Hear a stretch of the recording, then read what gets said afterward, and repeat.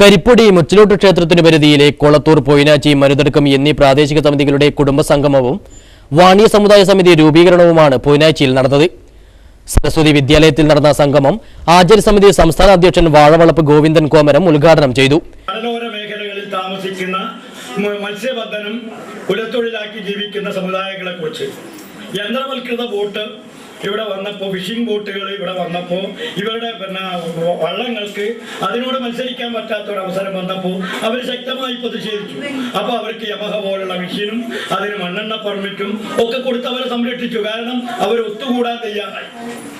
ഈട ലോകത്തിന് അല്ലെങ്കിൽ ഈ നാടിന് മുഴുവൻ വെളിച്ചം പകർന്ന എണ്ണയാട്ട് കുലത്തൊഴിലായി സ്വീകരിച്ച് എല്ലാ ക്ഷേത്രങ്ങളിലും കാവുകളിലും എണ്ണവാണിയുടെ സാന്നിധ്യമില്ലാത്ത ഒരു പരിപാടിയും കേരളത്തിൽ നടന്നിട്ടില്ല. എന്ത് പരിപാടി കേരളത്തിൽ നടക്കുന്നുണ്ടെങ്കിലും അവിടെയൊക്കെ എണ്ണവാണിയുടെ സാന്നിധ്യം ഉണ്ടായിരുന്നു.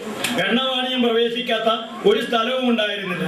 അങ്ങനെ ലോകത്തിന് മുഴുവൻ ഈ മറ്റ് എല്ലാ സമുദായങ്ങൾക്കും എണ്ണ ജീവനായി അല്ലെങ്കിൽ വെളിച്ചമായി വർത്തിച്ച ഈ സമുദായത്തിന് അവന്റെ തൊഴിലും സംസ്കാരവും ജീവിത രീതിയും അവന്റെ കാഴ്ചവട്ടിൽ നിന്ന് ഒലിച്ചു പോകുമ്പോൾ ഇവിടെ വൽക്കരണം കടന്നു വന്നപ്പോൾ നമ്മളെ ചക്കും ചക്കാരെയും അന്യം നിന്ന് പോയപ്പോൾ ആരെങ്കിലും പ്രതിഷേധിച്ചുവോ?